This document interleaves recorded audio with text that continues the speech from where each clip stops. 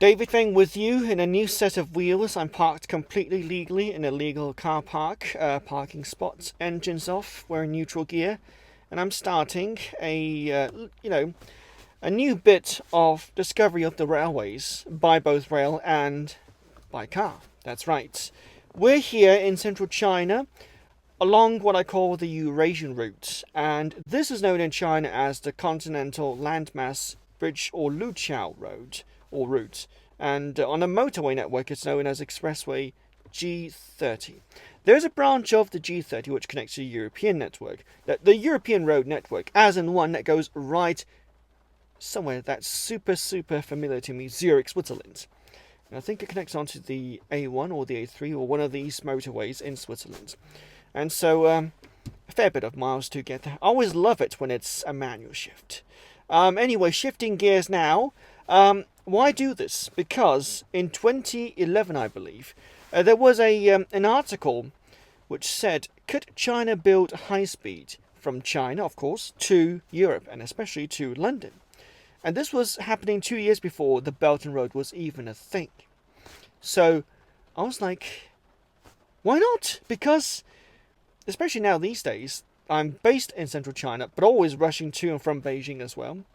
Why not actually be in one of these cities along the Eurasian route and explore not just the cities, but the whole road itself? It's going to be a very exciting journey. One from the eastern seafront by the East China Sea all the way to Xinjiang in far northwestern Beijing. I'm going to cheat using a car, but also using a train. Now, there are a few places where you need to basically shift down on in terms of high speeds, because Yima is one of the localities which is a big part of central western Henan, but doesn't have a high-speed station, but does have a motorway link. So cities which have been sort of like forgotten or left behind. Now, although not really left behind in like Paul, but left behind because it was like an earlier plan, and they thought, well, actually we forgot this part.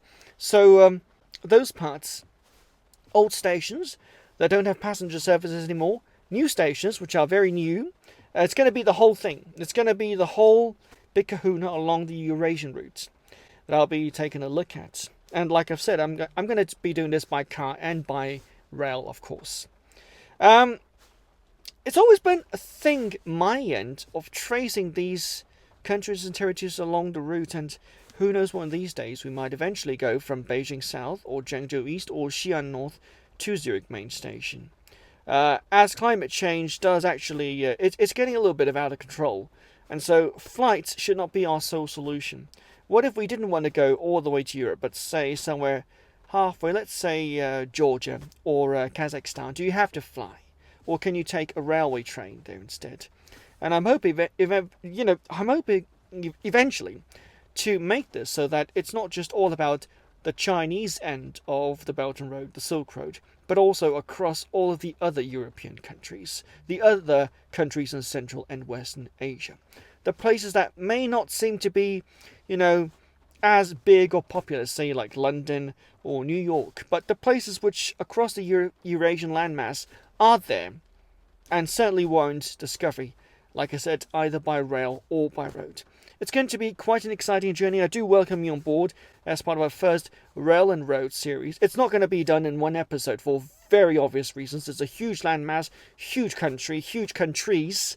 We'll just pop a little bit there, here, there, and everywhere. It's going to be an exciting discovery, a journey of discovery across the Eurasian landmass. And hopefully it's going to be one of a kind and maybe once in a lifetime. So come on, mate, hop along.